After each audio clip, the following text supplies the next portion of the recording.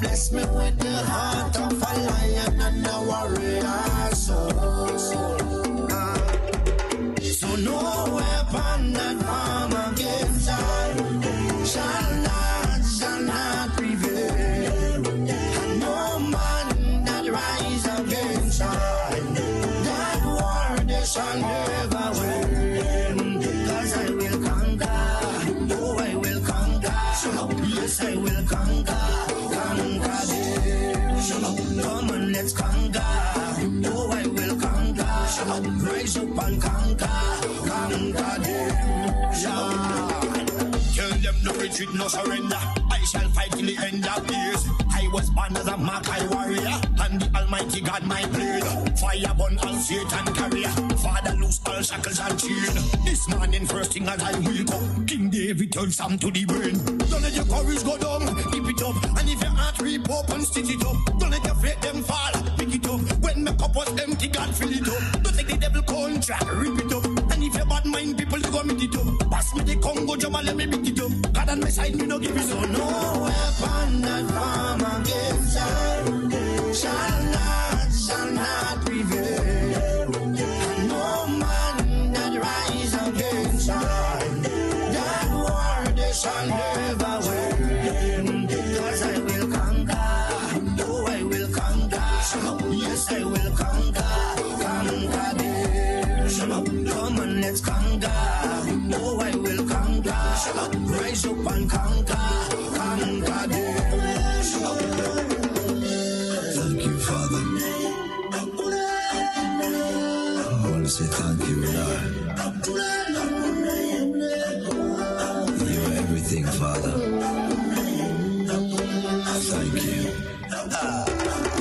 Father, you alone shall guide me. No man shall lead my path. In the wind I hear your quiet whispers, and you heal my broken heart. Even some of my friends turn enemies, and they pray for right to feel. And remember you gave us your only begotten son, but we gave him the wound of flesh. Send down your warriors with the hello. They carry down to the end of days. No matter how the devil try trick me, unto you my soul I will give. Father, I know this time is coming. I can see the high tide raise. Without you there is no other. Could it be that we decide? No weapon that form against I shall not prevail.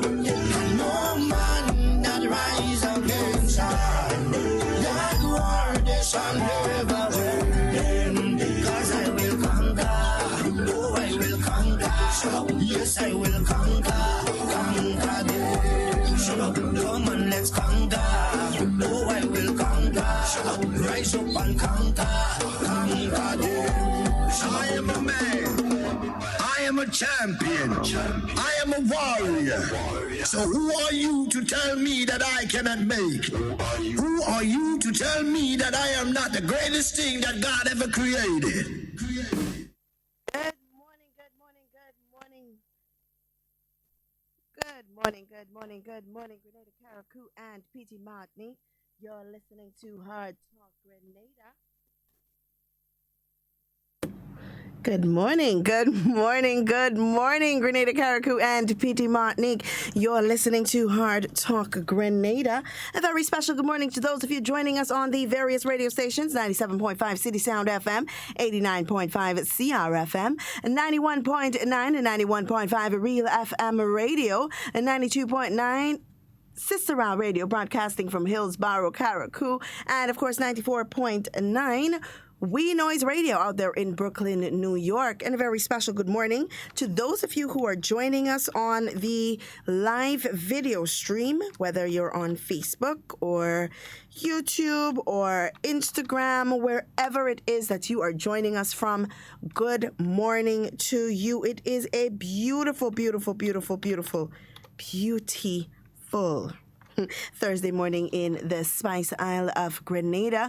We are awake and we have so much to be thankful for. So much to be thankful for, you know, and so much is going on all around the world and we are uncertain as to what things are going to be. We should at least be grateful for small mercies That of which is the fact that we are alive and well, alive and kicking, as most would say. And it's Thursday. And because we've had such a short week, what we're going to do this morning, we're going to open the lines very early. My co-host will be with me shortly. He had to run out for just a moment, but he will be back with me shortly so that we can continue the conversation. And of course, I must say very early this morning that we do have a very special guest with us in studio tomorrow, speaking all things infrastructure in Grenada. So we have that to look forward to. So prepare your questions, prepare your concerns, prepare your comments so that we are able to do that. And as we continue this week, we continue along the lines of vaccination. We continue along the lines of the industrial climate. We continue along the lines of COVID-19 and its effects on us here in Grenada. And with that being said, we received wonderful news that the arrival of the shipment of COVAX, right?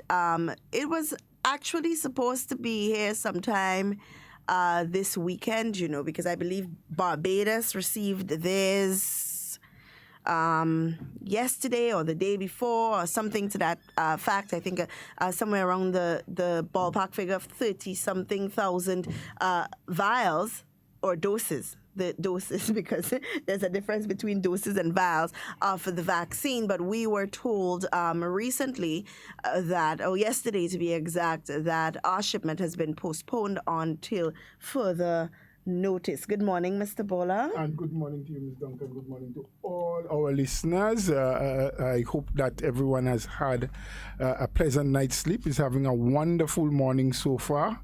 And that the good Lord's blessing is with you, because we could be alive and sometimes not well. But if you are alive and well, we thank God for that. Grenada is such a wonderful place, a happy place, good sunlight, wonderful Thursday it is. And I hope you are feeling just as good as the weather. Not as warm as the weather, but just as good. But just as good. As the weather, yeah.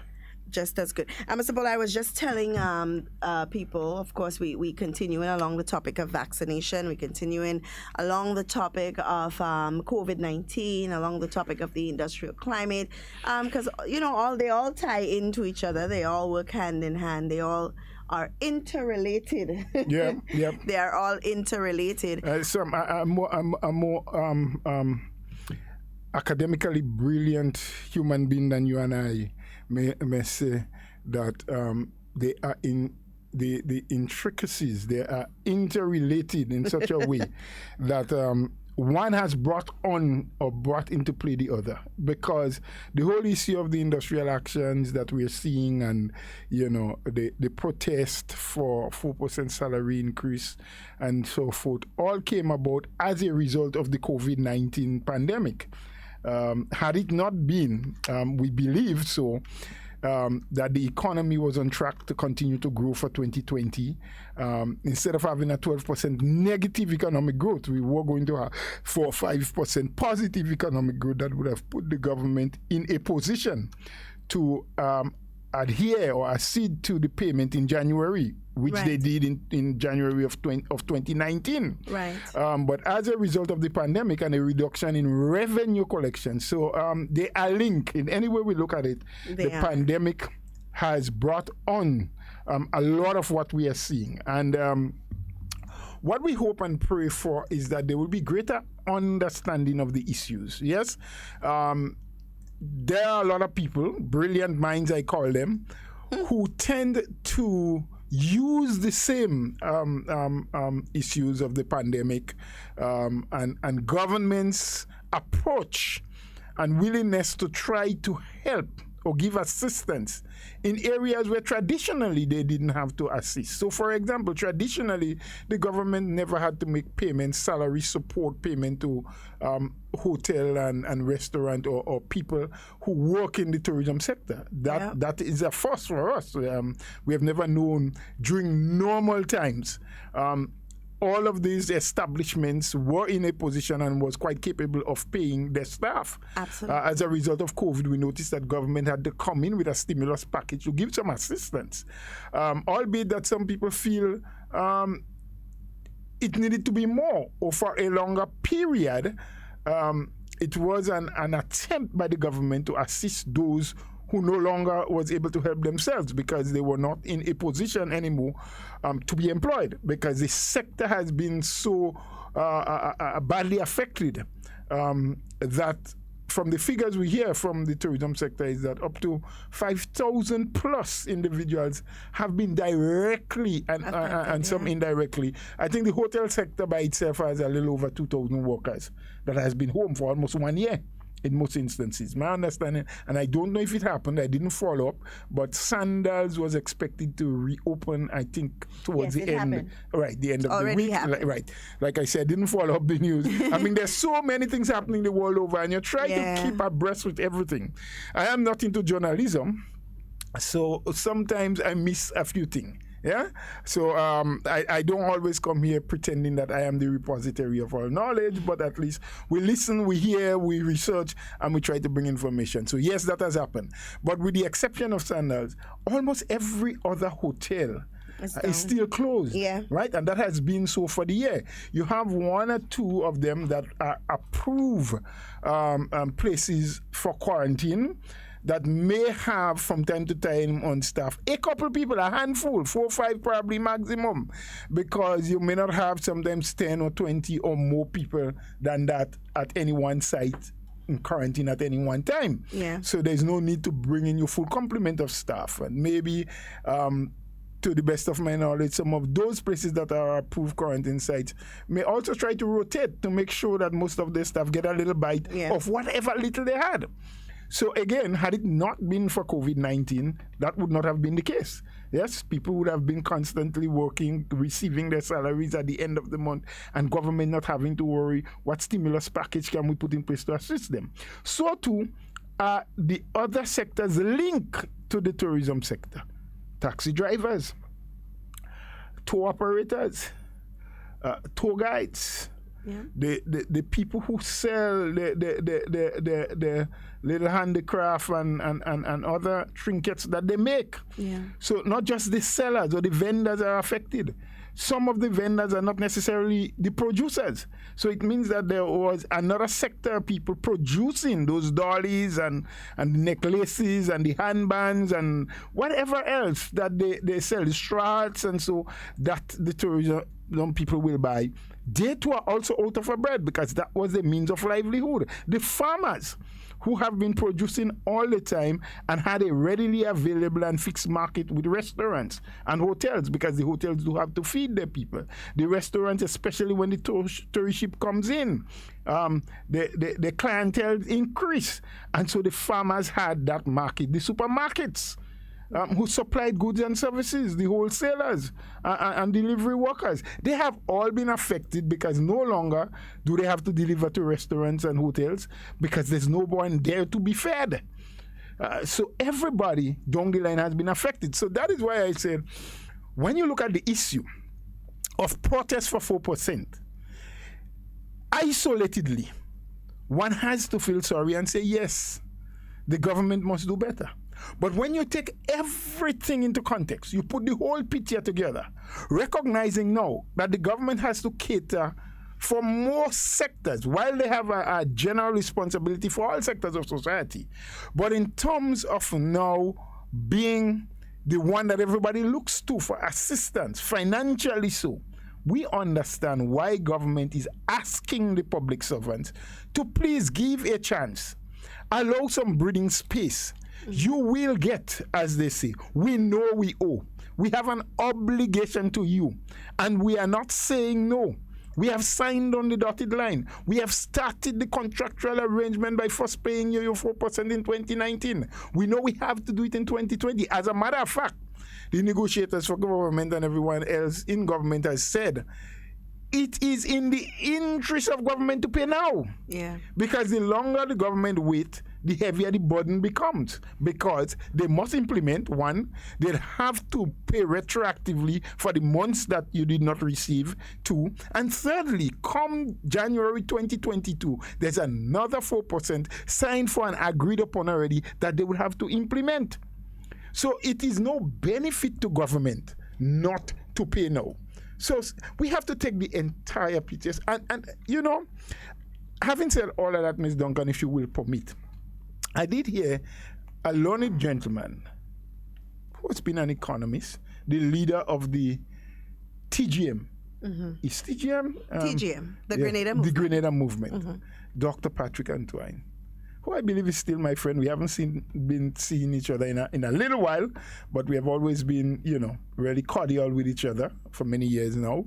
But I have not seen him for us to say hello. He was in my neck of the woods, I understand, two Tuesdays ago, having a little session up by a popular name in my vicinity, by Daigo's Bar. Yeah, you know, I heard about it, but during and after the session I learned, so I wasn't present. I would have really loved to be there to listen to some of his pronouncements.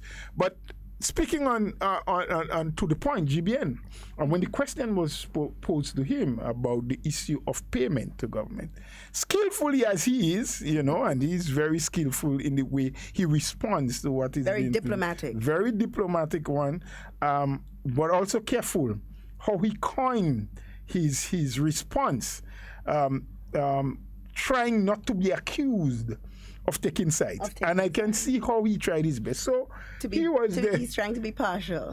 Impartial to any side. And justly so. Credit to him for wanting to do that. But, you know, with honesty, he could have responded to the issue differently. In saying that, there need to be more conversation. I do agree 100%.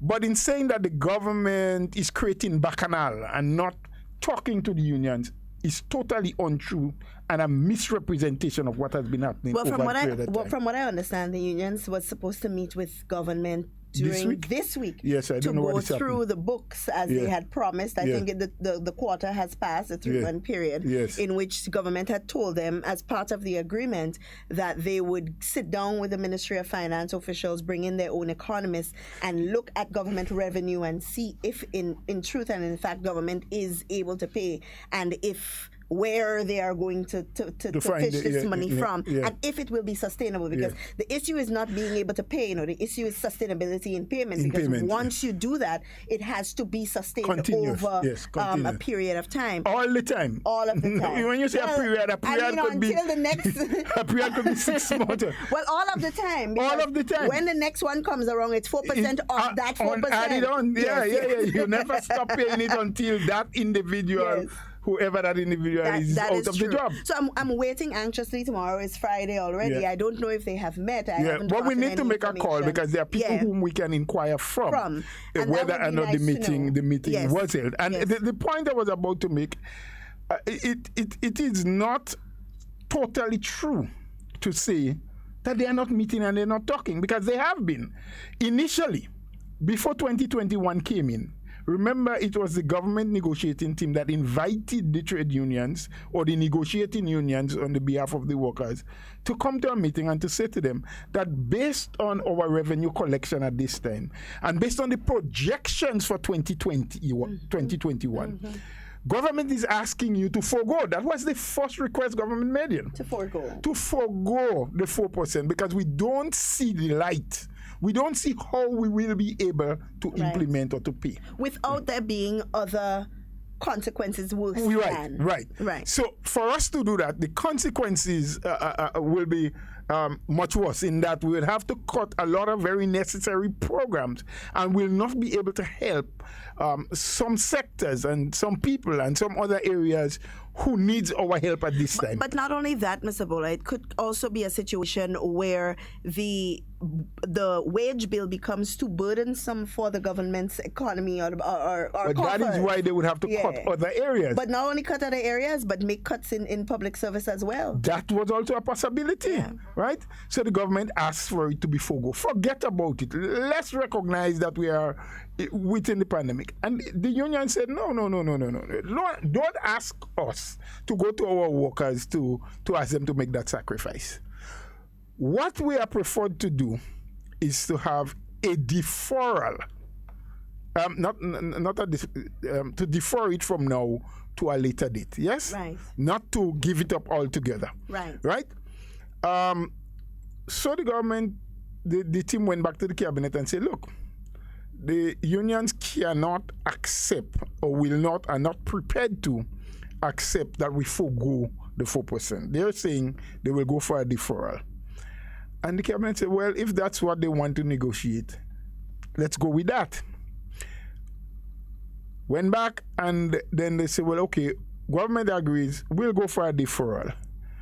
It was the public service union who said, well, yes, we can go for a deferral for 6 months. So come June, your deferral is ended. By July, you have to implement. However, during the first 6 months, for us to accept the deferral, here are the conditions under which we will accept it. You must do A, B, C, D, and they listed a number of things.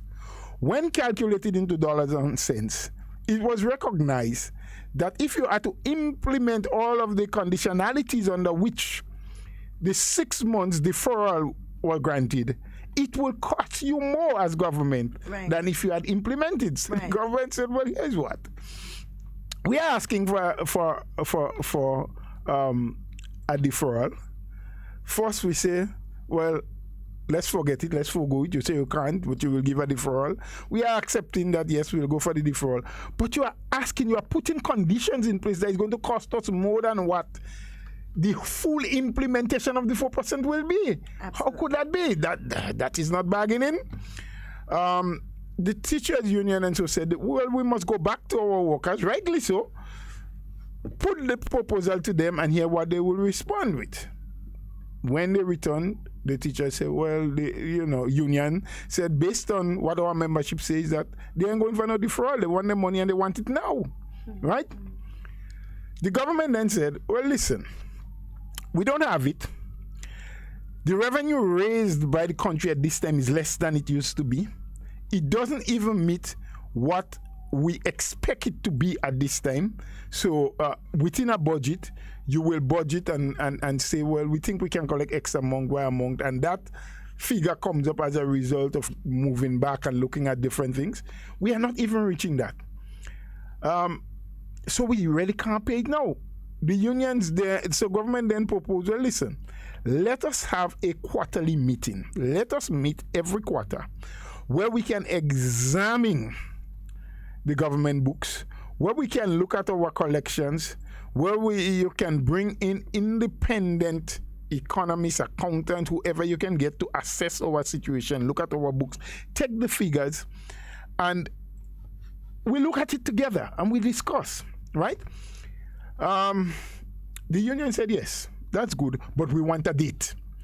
Give us a date by which you will give the increase. So they keep saying, well, look, we cannot give a date because we have no knowledge of how, when, and by what time this revenue intake will become better. So as soon as we know, as soon as the figures would allow us to implement one, but two, to sustain the implementation, that we shall do. So in pressing and continuing to think, the government then, chief negotiator then said, well, if you really want a date, let it be on or before December 4th, 31st. I don't want to cut you, but we have to take a short break. And then we will be right back, guys. Sorry about that, but we must take this short break.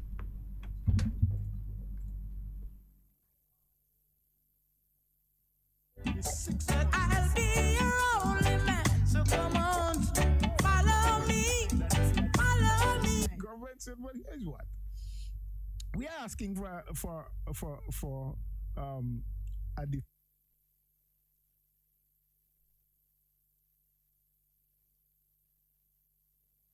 Dr. Mayana Charles says from a global point of view, Grenada has done well to minimize the number of people infected with COVID-19.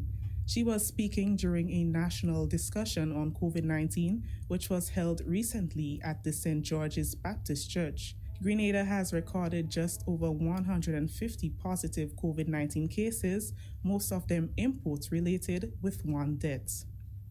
It's 76% after your first dose and 82.4% after your second dose. Now, that percentage does not refer to the population. It refers to an individual. So what that means, right, that if you get vaccinated, there is 76% chance after your first dose that you are protected from COVID as an individual, right? If you ask me, 76% protection is better than zero protection.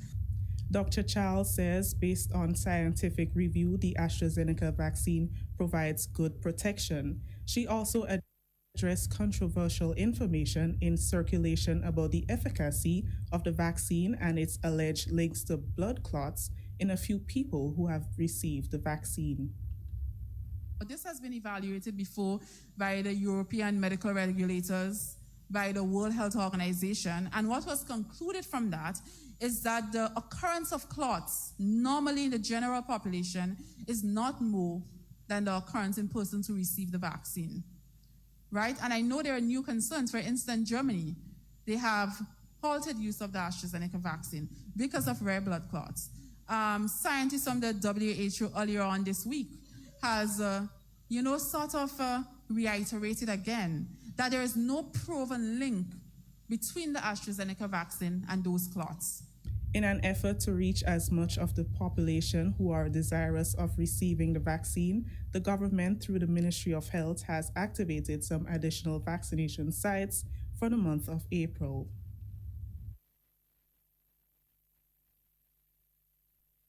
Lent his voice to the subject of vaccination against the COVID-19. Bishop Harvey says while many may be swayed by some of the information they receive, we need to recognize that the nation will be more protected the more people are vaccinated. It's a history which says that vaccines always have side effects. It's a history that says also, though, that when you do go through with vaccination across a society, as with smallpox and polio and so on, it is quite likely that you're going to have a society that is relatively safe from the virus. I think when we don't look simply at me and my, because I find a lot of people here and all over the world are thinking about me. I don't want to take the vaccine. I afraid this. They haven't convinced me. They haven't convinced me of a lot of things. But it's not just about the individual. It's about the society in which we live. And the scientific evidence indicates that although there are problems, if as many people as possible are vaccinated, then we stand a better chance of holding out against whatever may come. Bishop Harvey says young people must pay close attention to what's happening globally and seek to avoid falling for misinformation.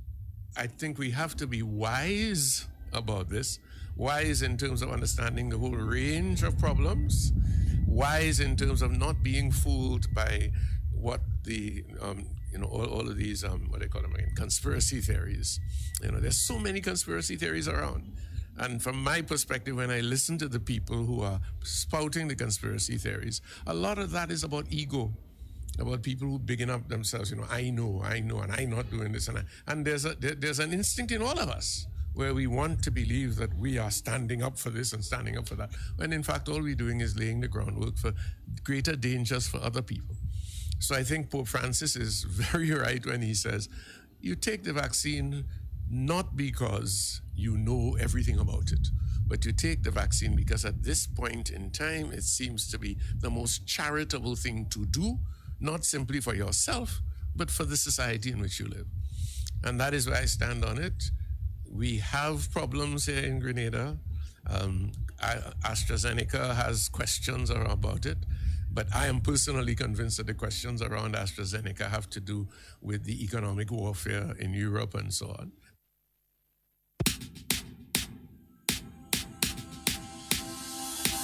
Hey, are you gonna wear your mask today? You see everywhere you go, there are rules you got to follow, so don't you say COVID-19 will delay. Take the opportunity to save your community. Don't be that guy on your face if you're heading outside. It's your life, my life, more lives. We'll be taking if we don't try. If you feel any symptoms, call the hotline. Stay inside until you feel fine. 6 feet away every day. Keep COVID-19 far from away. Keep Grenada safe. Be COVID-19 smart. An opportunity to start, grow, build, and empower young people with a business idea between the ages of 18 to 35. YouthBiz, an initiative of the Ministry of Youth Development created to give you that break you've always been looking for. An agriculture venture, craft, arts, printing, ICT, confectionery, just to name a few. We will guide you, train you, and support you financially to turn that dream into reality. You can receive from $1,000 to $25,000 to start that dream business today. Call us on telephone number 440-6917 or 435-0119. Email us on youthbizgd@gmail.com. YouthBiz, transforming lives through entrepreneurship.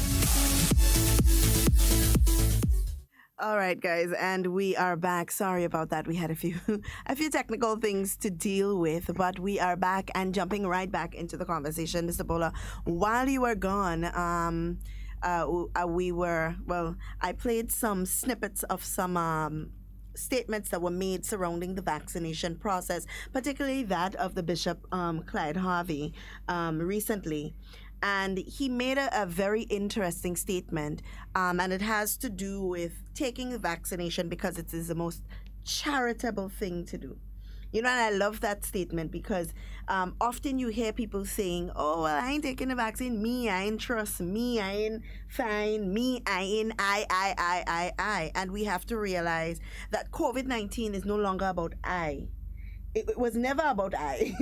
You know, it was always about we. How do we get through this? How are we going to come out on top of it? Because we are all being affected. Now that there's an opportunity for us to all thrive, we are making it personal. We are saying, I don't want to. Well, personal is one thing, but we're also making it very political, Ms. Duncan. We have to accept that because the decision taken by some people not to want to, this resistance, sometimes is embedded in the fact that NNP want us to take vaccine. I've heard people say that, yes? And therein again lies some of the solution that we need to have. So take, for example, and I need to, just before I go there, just correct one point I made earlier on when I said that we had implemented the first part of the contractual arrangement between government and the unions in 2019, and it was 2020. I keep, because 2019, there was an implementation. It was a 4%, but that was for the previous negotiation between 17, 18, and 19. Remember, there was 3% in 2017, 3% in 2018, 4% in 2019. And the new arrangement under which government is operating now with the unions was concluded in 2019. Right. And so from January 2020, they got 4%. And they got 4%. And then they should get in 2021 and then 2022. So yes, they got a 4% in 2019, but that was from the previous negotiated sum from 2017. So there you see, if you go right back, you would notice that the administration has been true to its contractual arrangement with workers. And one has to also look at the fact that the pandemic started late 2019, but really got into full effect in 2020. We went into lockdown in March of 2020. And as we've been saying all the time, it is not just about implementing a 4%, but it's being able to sustain it, right? So the government implemented in 2020 and maintained it, even though all during 2020, you had the pandemic, you had a reduction in revenue collection at sometimes up to 50%. Yeah. There was no time when government said, well, we implemented that in 2020 and due to revenue drop, we must take it out because we can't. They sustained it. Yeah. Right? Because right now they're still reaping the benefits of that 4%. Yes, of course. And I don't think people understand that. The 4% is not a one-off thing and then next year they get in another 4%. It continues to grow and to build. And all of that is in the face of additional expenses that government had. Yeah. Because remember, with the pandemic, you had to bring in PPPs, that's the protective garments for your frontline workers. Yeah. You had to make sure that you had PCR and other tests. Not just the kits, but having the tests done, having people going extra hours, the laboratories being updated, having to have isolated rooms and respirators and everything else, right? So in your fight as public servants, and in particular teachers, to have that 4% being increased, you are endangering. I mean, look at the protest actions that they are having, right? So, excuse me. It's one thing to have people saying, look, there was a negotiated amount and we need our money. But you're out there in the streets jumping. Yesterday, they tried something to say, well, we're trying to socially distance and we're wearing our masks. Not everyone there was wearing masks. Yeah. When you look at the photos, not everyone was wearing masks. When you look at the whole social distancing protocol, there were still people jamming one with the other. This carnival-like atmosphere, not making sure that they protect themselves and their families. Now, how much would 4% get you through if eventually you contract that virus, you get sick, you have to be hospitalized and placed on a ventilator, and your poor family members contract it from you? Your mother, who is most senior at home, your children, and your entire family goes down. Yes? Is it really what the fight, what you're doing to get it? And I am not trivializing in any way that your 4% doesn't mean anything to you. You know? I don't want people to get that impression. It means something to you. But what you're doing to get it, but Mr. Bola, is it worth it? And is it necessary? That is my thing. It's absolutely not. Is it not necessary? And I say that on the grounds of the fact that they know within their heart of hearts, they know that they are going to get their 4% once the time permits, once the economy permits sustainability of that payment. Yes. Right? Because it would not be nice for government to concede and say, which we know is not going to happen, but it would not be nice for government to concede and say, yes, we're going to give them their 4% to keep them off the street. 2 months down the line, government is going to have to say, well, we are unable to sustain this, so we're going to have to make pay cuts here and we're going to have to make pay cuts there, because that is also a possibility. Or cutting the service is even worse. Or cutting the service, which is worse. Yes. You know, the union's duty, yes, while it may be to ensure that you get your just due, it's also to ensure that they protect jobs as well, you know, to ensure job security. So what they're doing right now is to ensure that they satisfy your emotions right now by saying, yes, we're going to fight with you, we're going to continue the struggle, we're asking for solidarity so that people would stand up with you so you can get your 4%. No. But what they're not taking into consideration is the long-term effect of what this can do to the economy. And in turn, they are jeopardizing your job security by doing that. All of that is true, very important. But what about the health issues? Now, I recalled after the lockdown and the Ministry of Health, Education, with concurrence from the Ministry of Health, was looking at how do we get back into the reopening of school? How do we phase things in? How do we bring our children back to continue their education? Right. And it was the same teachers' union. I remember that raised issues about the health and protection of the teachers. So I want to know. Mr. Bola, because I'm very interested to find out if this will be an issue. If come next week, the Minister of Education says schools will be open in full, all teachers and all students are expected to go back to school in full capacity, I would like to know what the response of the union will be, because you cannot now say that our health is jeopardized. Don't go there, Mr. Duncan, because I don't think that would happen. No, I understand the question, but I'm saying based on the protocols that are still in place, I don't think it wouldn't happen. Yeah. But do you think that it would be an issue for the unions? Would they now have the right to say to the general public, stand in solidarity for our protection, to keep schools from being at full capacity yes. When you are in the streets in carnival-like activity, jumping up, hey, to the drums and everything, and then afterwards you are telling me that my child is going to jeopardize your life? Yeah, we you know, I think as adults and as educators and as people who should be leaders, we need to be a little more consistent.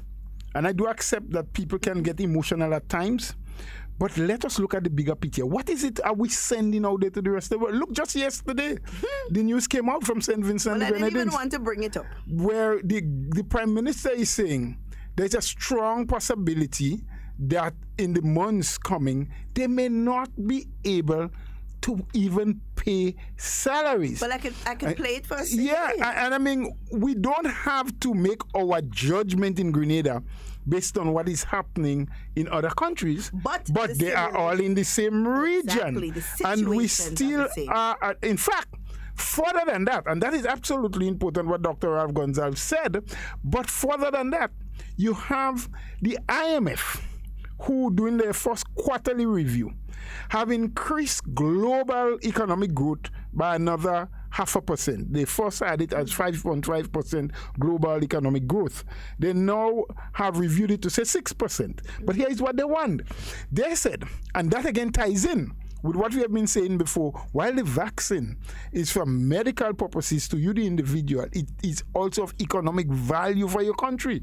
Because the IMF is whining and saying, listen, while there may be a better global economic growth than we first focused, the frontline countries are going to do better than third world and developing economies like us here, like Grenada, like the region. And why did they say that? Because they recognize that the uptake of vaccines are much greater in the industrialized countries, the US, the England, and so, than these third world countries. And that is what is going to impact the economic activities. Let's tie that into what we heard from the Board of Tourism yesterday.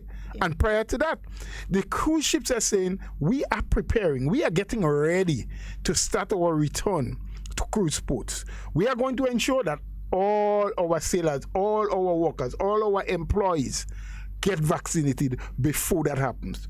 We're also going to ensure that all passengers that are coming on board, that they have the vaccines. But we are going to pull into ports where we are assured that the people in that country have been vaccinated, so we don't put our passengers and sailors at risk. Mr. Bowler, we have a caller on the line. Let's take this call. Hello, good morning. Good morning. Good morning. Hard Talk, Miss Duncan and Brother Bowler. Good morning to you, sir. Yes, I haven't been calling a long time, but I've been listening every day. Thank you for that. We know the voice. Yes, every day. The thing is, I know you all are analytical, you all are giving facts, you all are talking the truth, but there is something I have to say. There is a political aspect. And the reason why I'm saying that, I have the authority to say it, because I'm getting all the messages from a lot of those people.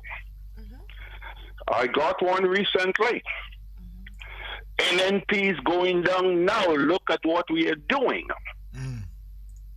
They say the demonstration and everything, that's to bring down NNP. They are telling me that. Okay. And they are not only in Grenada.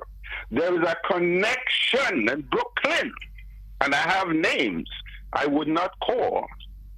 And I hope they're listening to me, because they're sending me that thing. It's a coordinated stuff with the union leaders. A lot of the teachers do not agree. A lot of the public servants do not agree. But they cannot say it, because they turn around to them and say, oh, you all are NNP. So they keep quiet. And then they are following, those who are following the leaders of the union. It is a political strategy. It is. They know the situation. They know everything. But the political aspect, and I have it on my phone, they say NNP is going down now because of that. Have a great day. Ms. Duncan and Brother Bowler. Well, thank you for that input there. We do accept some of what you're saying. You say you have the facts, and we can't deny it, because we sometimes wonder why are people going the extreme. And as you've said, maybe but there are some people that believe and say they have the fact to prove that there is some political play in the making. You know, the day before yesterday, Mr. Bola, I wonder if it was you I was speaking to when I read a piece on the St. Vincent economy. It said to grow by 0.2%. Yes, yes, I saw that.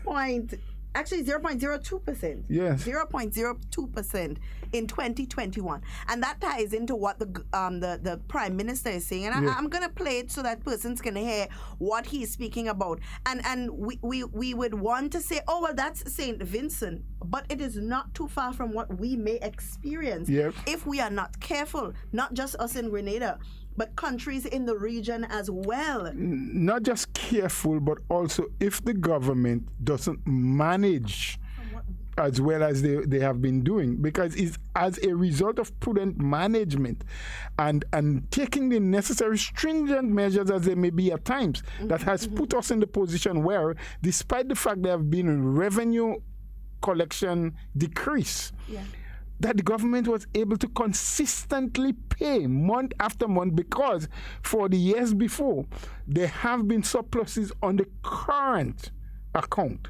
The accounts that deals with salaries and all the current things that we have to do, and they have been creating savings. Now, I recall even during the salary negotiations, the unions were the ones that were saying, but if you're having so much growth and you're having savings, you can increase our salaries by more than what you want to accept now.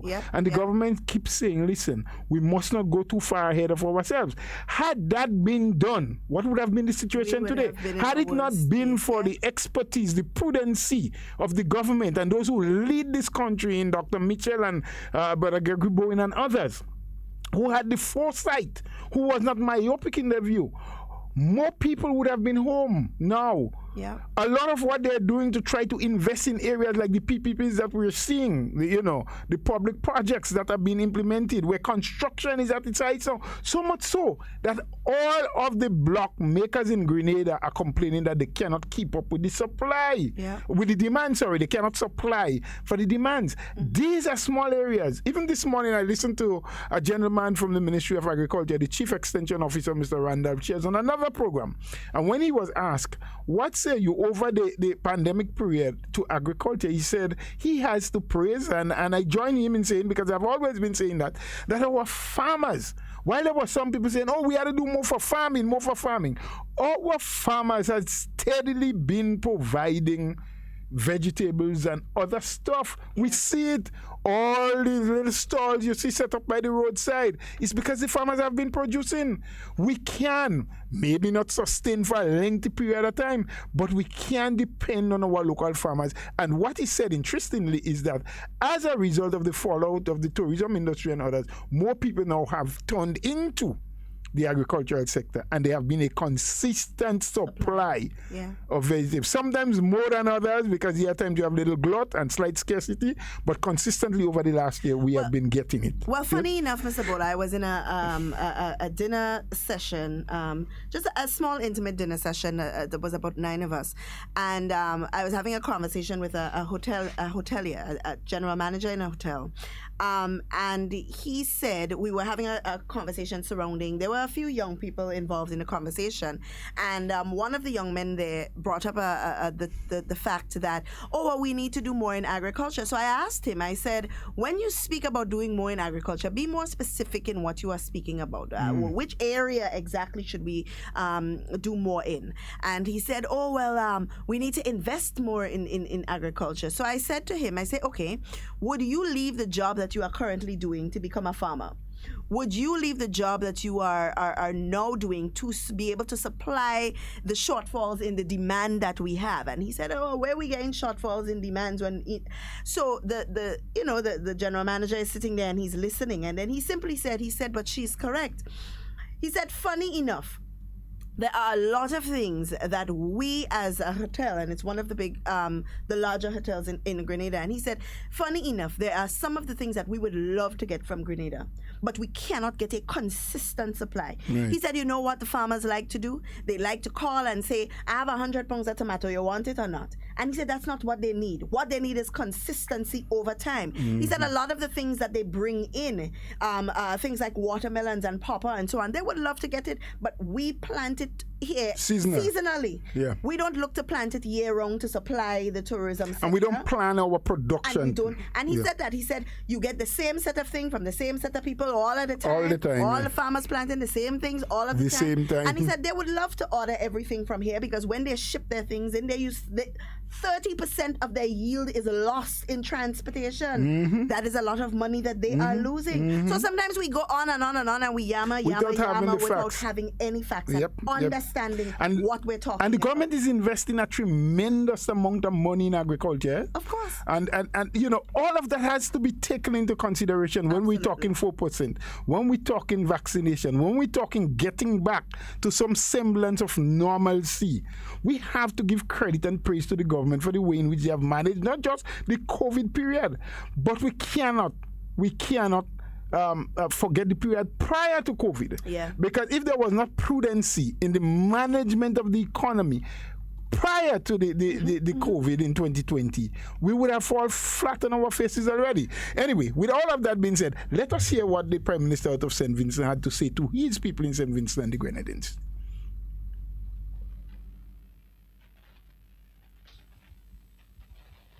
And I say this with all honesty. And I say to persons, and I say this with all honesty,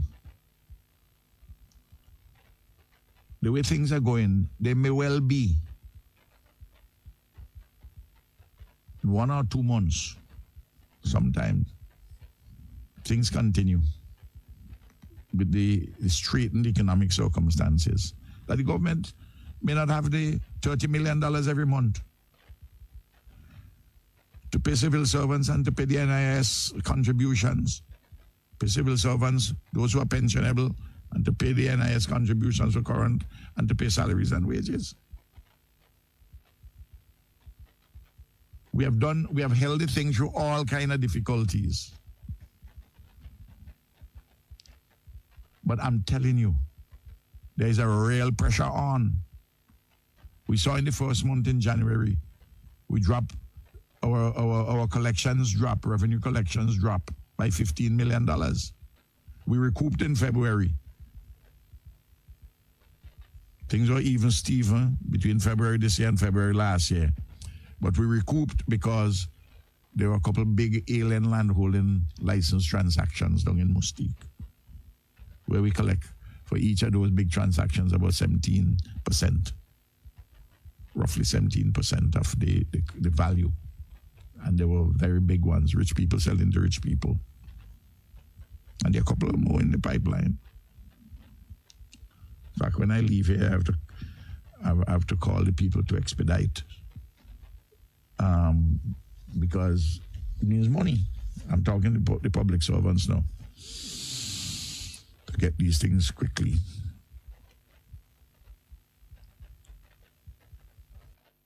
All right, and that's it. And you could hear in his voice the strained emotion in the fact that he knows what is going to happen, what is going to come if we continue along this economic path. And it's not just St. Vincent, it's the entire region. Listen, an economist from the University of the West Indies recently wrote that the Trinidad dollar is very soon going to depreciate when compared to the US dollar. And all of that is because of the economic pressures that all of these regional countries are under. The fact that you have a population that is not listening, that people are getting sick. Look, the Prime Minister in Trinidad, as you mentioned, Trinidad just came down with COVID. And this is an individual, like we would want to believe, has been extremely careful. And so when we say to people that you have to follow the protocols, when you see the teachers leading people out in the streets, and we're not saying that you cannot talk about your issues, We're not saying that you cannot show your disgust with what you believe needs to be better. But when you define the law in a pandemic state, when a country is under a state of emergency and you feel it is your right to go out into the streets of the country and demonstrate openly, and you said it is your right under the bargaining agreement, it is, yes, you're right.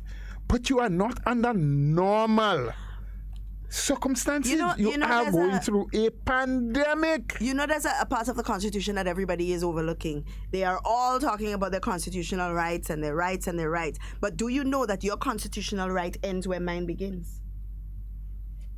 Your constitutional right ends where mine begins. So your right must not infringe on my right. There must be a balance. Of course there has to be a balance. There must be a balance. There must be agreement. Everything must not be black and white, plain cut, just as you see it written. That is why they speak about the letter of the law and the spirit of the law. What the law is, what is written in the law, and what is meant to be interpreted by what is written. And that is why we have to be very careful. So a lot of those luminaries, not just legal, but luminaries, those that feel that they are so overly educated. Somebody said that you can be educated and still be an idiot. And that is so true. You can have a degree and still be uneducated at the same time as well. Because you are so-called claimed to be educated doesn't mean you have basic common sense to analyze. To be certified and to be educated is two different things. Two very different things. So some people are very well certified. They can come with a doctoral, certificate and the masters and what have you. Mr. Paula, they don't do things. We have so many comments on the live, and I want to read through some of them because I don't want the people on the live to feel neglected. And there's a lot of them. And there are a lot. So let me try to get through some of them. The first says, sometimes as a government, you have to make hard decisions, and this is what the government did, so kudos to them. Sometimes as a leader, you have to do what is unpopular, but what is common sense. We need as a people to stop being emotional and partisan and look at things logically. Everyone has access to social media, so they can see what's happening worldwide. We have no excuses to be ignorant. Good morning to Hard Talk. It's a beautiful day. This is the day that the Lord has made. We shall rejoice and be glad in it. Amen to that. Like we do to every single day. Amen. This individual is saying, I want to ask a question. Why the negotiations must make at the beginning of the year when the people haven't worked for the year as yet, plus teachers have so much holidays. Another individual is saying, if they think of how fragile life is and there is a God looking at their action, they definitely know it's hard for the government at this time, where the government has lost so much revenue. They should think. Someone else is saying, good morning to all. I'm sorry for those poor children in school. As God is my witness, if I was financially able, I would have taken my son from public school. I am not afraid to say so. Someone else is saying, tell them better be safe than sorry. Getting on in this manner, exposing themselves to COVID for 4% serves them right. Someone else is saying, some of the negative comments said about the vaccine and disinformation on the virus seems to be a slap in the face and a disrespect to some of us who have lost loved ones from COVID. True. Absolutely. Someone is saying else here again, absolutely true, but it is very sad for any government at this hard, difficult time, now due to the pandemic situation, I'm not sure what that is supposed to be. All right. Someone is saying it's a political thing. The union leaders are active NDC leaders. Trouble, pure trouble. Sometimes, Mix did. Did you listen to the leader a couple nights ago? That would have been the leader of the NDC. He did a video responding to the Prime Minister's address to the nation. People have to learn to think for themselves. No one should influence them in doing things they don't want to. I wish they would be obedient to the word of God. Only nonsense they like to obey. Very true, caller. It's a political ply, but I know my God doesn't like ugly. He is in control. Wicked and jealousy and hatred for Prime Minister Dr. Michel. And this last person is saying, wasn't the Prime Minister of St. Vincent a critic to Dr. Mitchell? Well, that may be the case, but reality is reality, and of course he's speaking about what is happening, and the Vincentian economy may not be as strong as, or our economy may be stronger because we have been growing at a faster rate and greater percentage growth rate per year because we have implemented different systems, and but in terms of the monthly amount for payment, we are just about the same, 30 million thereabout monthly. And there you have the Prime Minister of St. Vincent saying, look, it is difficult. We were only saved in the last month or two because we had some alien land holding transfers, which brought in a significant sum that allowed us the opportunity to pay, and we're hoping that we can have that again because there are so many pipeline and he wants to expedite them. Now, we don't have the same thing. We don't have a lot of alien land holding license. We do have, and that is a taxation that you get, especially when foreign people. And you know we don't like foreign investors. Right. When foreign people purchase lands, there's a special duty or special tax that they must pay, which is called the alien land holding license. They must get a license that costs so much based on the value of the property that they're buying in order to earn the property because they are not a national. If you're a national, you don't pay that, right? So there he's saying, no, in Grenada, we're saying, look, it is already difficult. We are trying. The government is trying, and they have shown that they have concern, not only for the public servants, because they pay the public servants duly every month, but they look at others. So, for example, the new program that is implemented for single homes, single-headed homes, as it is being called. So, not necessarily just for the females, but there are some homes, much fewer than where the females head them. There are some homes that are headed by male. So, single-headed homes, especially where the individual who had that home has lost their job. Government is saying, look, we cannot just allow these people to fall through the crack and be forgotten. So we must do the research, we must get the information, and we must put a program in place to try to assist them. Even though it is extremely difficult, we have to make this sacrifice. We have to see the areas where we can cut back on some spending. We have to cut back on wastage. And so people continue to complain and say, but why are you doing this and why are you doing that and you're paying me my 4%? God have mercy on our soul. We are at least our neighbor's keeper. Yes? We have to be concerned about what happens to a brother or what happens to a sister. This is not only the responsibility of the government. Our country is as good as it is because of all of us who are in it and the things that we do. Yeah. You know? So sometimes we behave and some of the people on the live say, because of your hatred for an individual, put that aside. There's going to be a time and a place when you're going to deal with that individual because you have a hatred for them. You don't like them. You know, the polls will be open up where you can cast your vote and determine who you want to lead your country. We have done that in the past, and a lot of us live to regret the mistake that we have made. But this is our choice.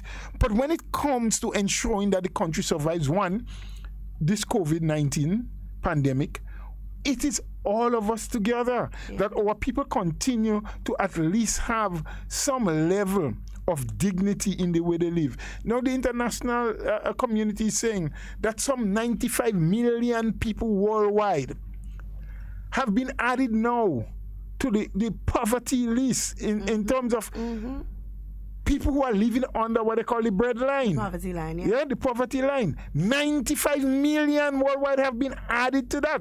It's not 95 now, you know. There was before.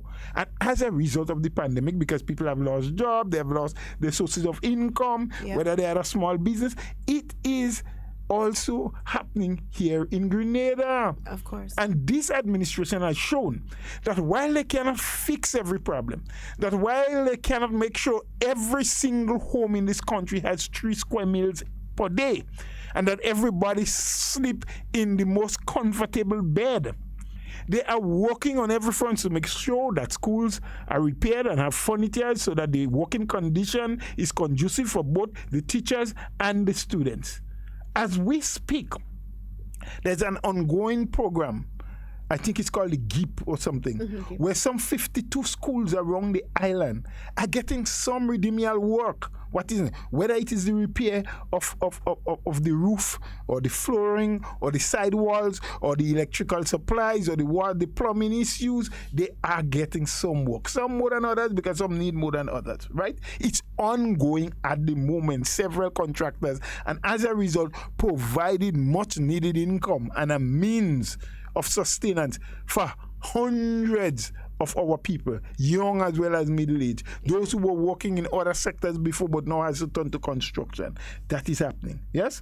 The government is steadily still doing all that it can with its house repair program. Limited it is, can't help everybody and can't give everybody all that they need, but they're trying to make sure that they bring some level of respectability to the homes. I did speak about the issue of the new program where single-headed homes are being assisted. You also have the seed program that was already in place, and now they have gone one step further, not just to make sure that monthly people receive, but because of the pandemic and not wanting more people to be exposed, they are now, especially for the seniors and most of the housebound people, are going to their homes, into their communities, into one like a section, village by village, and delivering on a particular day.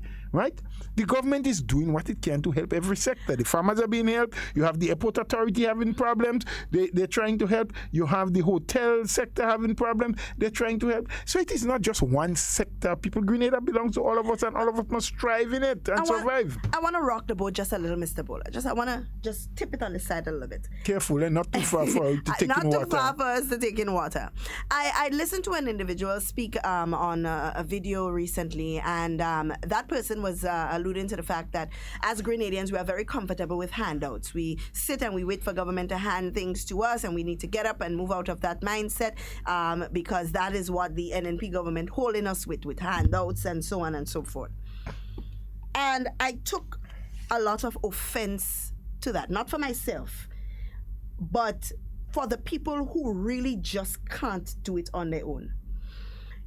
It's easy to say, to sit from where you are as an individual and to lay judgment and blame on the people who accept these things, not really understanding what their circumstances are. Now listen, when you're in it, not only NNP people, and I want to make that absolutely clear. Well, they're no NNP people, supporters of the NNP. Supporters. And I want anybody to call me and tell me where they know, in which constituency, in which part of any government program has only persons who have been claimed to support the NNP are receiving assistance. And I could contest that. Because I know of in every single constituency where there are people who have difference in views and support of that of the NNP that have gotten support. It is not an issue where people are just sitting waiting on handouts. There are people who probably do that. And still we can't judge those people. But there are people, Mr. Bola, who just cannot. And when the individual said that, it really turned me. You know why? Because there are people in Grenada, Mr. Bola, who were placed into circumstances based on situations that were beyond their control. They either were thrown into poverty because of a circumstance or something that happened in their life. They grew up in poverty. They inherited poverty. They were not taught how to get out of poverty. And it is not the job of the government, and I want to keep saying that. It is not the job of the government to go into every single body's home and to teach them how to make money and to teach them how to get themselves out of money. If you as an individual in a country so vocal and you feel that you know it and you have the know-how of how to get them out of poverty, then you do it. You make the effort to get to these people, reach them where they are, and try your best to see what skills they can hone in on, what you can do to help motivate them out of the situation that they are in. Some people are, for some people, it's an emotional thing. You think it have people that just sit down there waiting day by day, just waiting for a handout? Some people just don't have a choice. You know how much mothers and single mothers and single fathers that hearing this thing and sitting up at night and crying because they feel it fall in their pot, but it's not because it is their fault. I hate to hear people say that, Mr. Paula, that does upset me. Well, don't get too upset because you're going to bring up your blood No, pressure, but I hate and that would not be good for you. It's a very unfair statement because it is. you cannot just sit from where you are because you feel that you are big and you are strong and you are independent and you can speak and you are working for what you have. That everyone is in the same position like you. You have to also remember that everybody is not educated at the same level. Everybody can be lawyers. Everybody cannot be doctors. We need everybody to work in every sector, and that is why in a lot of the other countries now, what they're looking for is people with vocational skills. They're looking for plumbers and carpenters and so on, because everybody thinks that it is okay. I don't want my child to struggle the way I did. Poverty is something that I want to get out of. And because I feel if my child is not a doctor or a lawyer or a teacher or somebody that is making a large salary at the end of the month, we are in poverty. We have to get out of that nonsense mindset or we won't reach nowhere, you know. Well, we also in Grenada are pushing heavily for the skills, such as what you spoke about. Broad-based, we cannot just spread one sheet to cover everything. Of course. We cannot sweep everything up with one boom. There are some individuals sometimes when you look at their lifestyle, their behavior, the attitudes that they exhibit, it gives one the impression that they want to do nothing else to help themselves and to get out of a situation. And as you correctly said, sometimes it is no fault of theirs, but they make no effort. Even when you try to give them a hand up, it seems as though they prefer a hand out. There are some individuals like that. Mm-hmm. We can't get away from that. But to take the one brush and paint everybody, I don't think it is fair. There are some people who definitely. So take, for example, a single mother may have 4 children. Unfortunately so. We can say, well, she had to protect herself. There are some young ladies who got pregnant sometime at the age of 13. No fault of theirs. They were placed in a situation where maybe their own parent, their own mother, probably was struggling to get the dollar, working in one of the night shift places, getting home late. They are in the house with a stepfather, with an uncle, and they tell you, because remember we were doing some research on that. Half the times when some young girls are being molested, it is by somebody whom in the home, somebody in the circle, somebody who they know and trust. Yes? Yeah. No fault of theirs for putting the trust. And the cycle perpetuated for a couple of years until someone comes into their life or until they got someone to show them that you are much more valuable and must be treated differently, and they start going off on their own. Now, people like that, one of them may be working in one of the sectors that got closed down as a result of the pandemic. How do you now blame them and say that they are just sitting there waiting for government handout? Yes? It is not fair to them, because life had not treated them as kindly as you have been treated. While it is true that they say in the game of cards, you play with whatever hand you get. Make it work for you. Make it, be a winning hand. Whether you got a face card or not, you have to become skillful enough to do it. But skills come over time with experience. So don't expect as soon as it happens that everybody has the skill to do it like you did. And if you have been able to overcome, others will too. For parents, my mother, may God rest her soul in peace, always used to say, where horse reach, donkey would reach too. Absolutely. It just takes a little longer because the horse is faster and stronger. So we have to allow all of that. But having said all of those things, which are so true and are topics that we need to discuss over time, we need to hone in on the fact that unless our people recognize and start to accept we are in a pandemic situation, that revenue collections had decreased, that the government has more on its hand to do now in terms of its spending in health and other areas, and it's not just the pandemic, The government still has to continue to look after the people that have renal failure and need to get dialysis. We still have to look at those people who have heart problems and needs all of the assistance and all of the other conditions that existed before.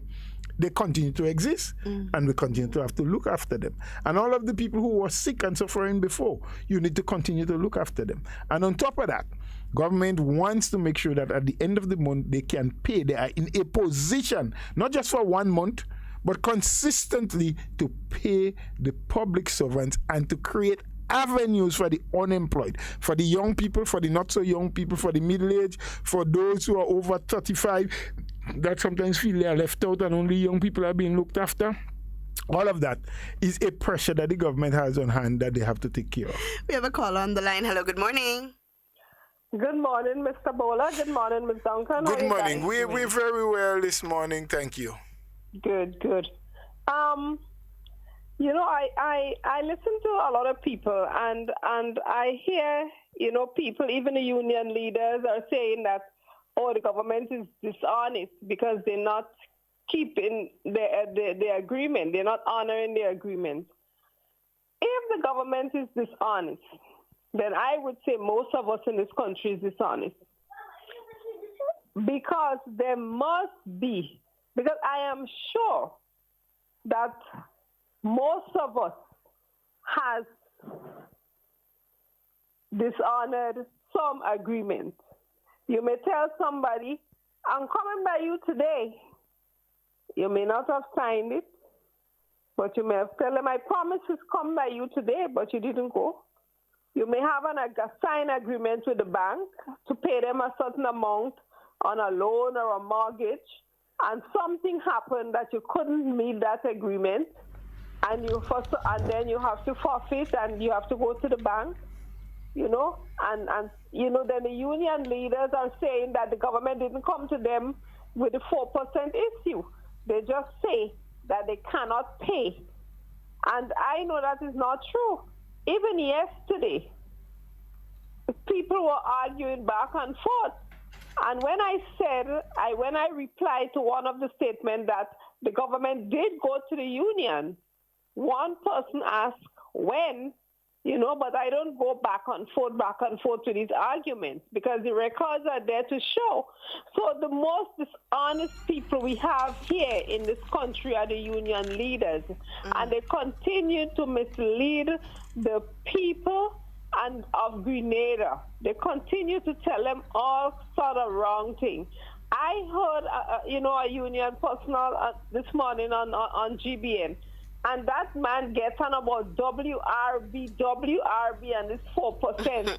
And, these people have made this WRB issue so personal that they can't see past it, And all of these things, it makes you wonder, how honest, how in good faith we could say that they are negotiating. And it's time for the teachers and the other people that are running behind them, listen to them and take stock.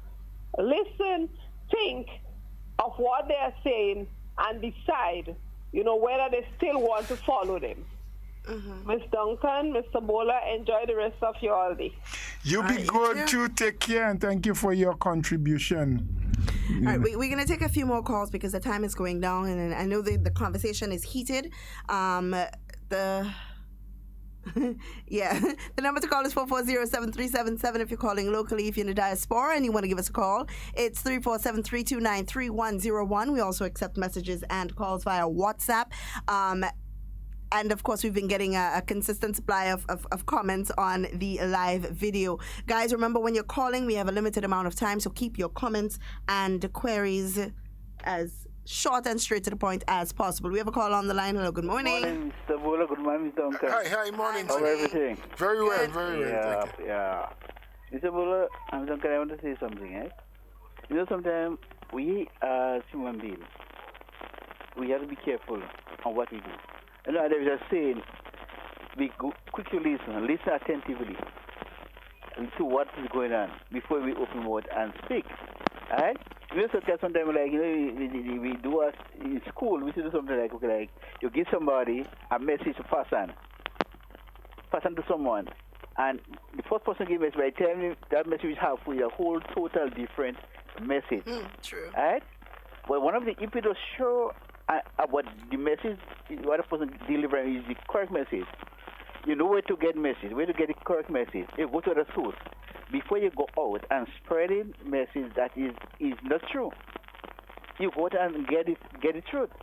Right? Because sometimes you might be genuine, right? And based on what people telling you, you might want to act on it. But after you act on it, then you recognize that person feed you with the wrong information. So I do believe before you go to act on message and you don't show it's true, you should find out what a person say if it's true or not true before you find yourself in difficulties. Right? Because even on the news yesterday, you know, like when I listen, when I hear it, I didn't hear it, but when I hear when someone told me about it, concerning to do with Sam Vinson, I say, Lord, the Prime Minister said that in 3 months' time, by the next 3 months, they won't be able to pay salary. While you have some of the workers here fighting for a 4% increase, which is there, yes, they deserve it.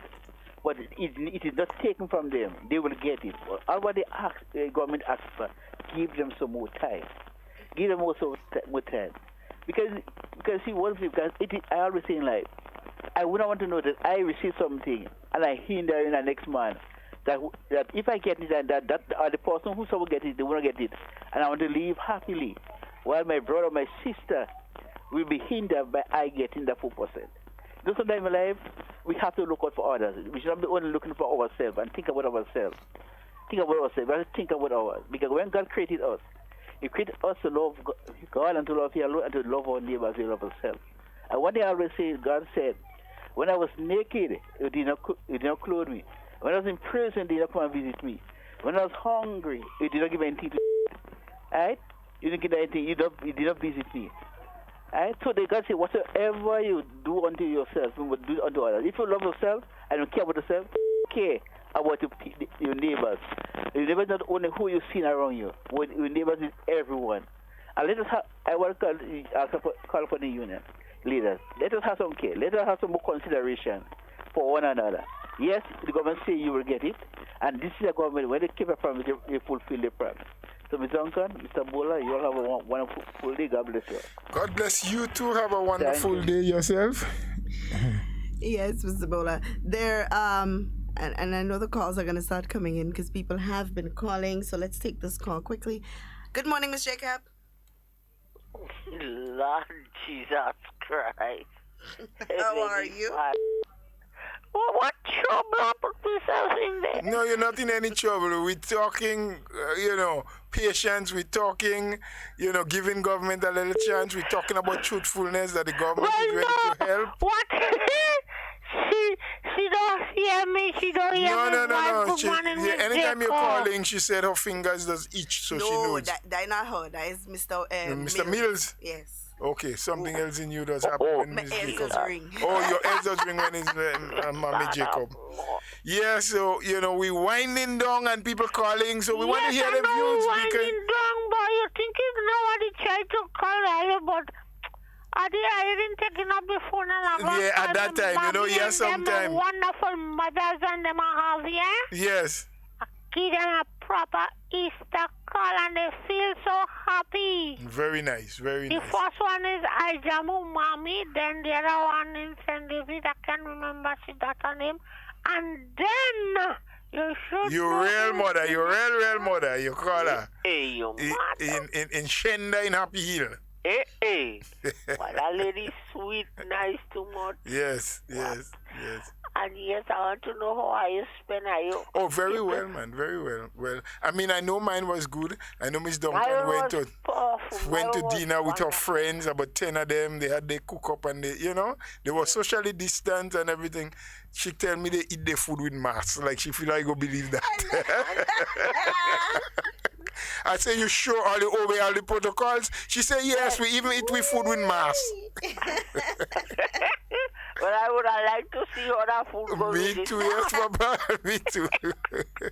But it was good. We did have a good Easter, thank God. And a wonderful Easter. Yes. And I'm trying to ask you all for some praise. Yes. I want some praise please, please, please, I'm begging.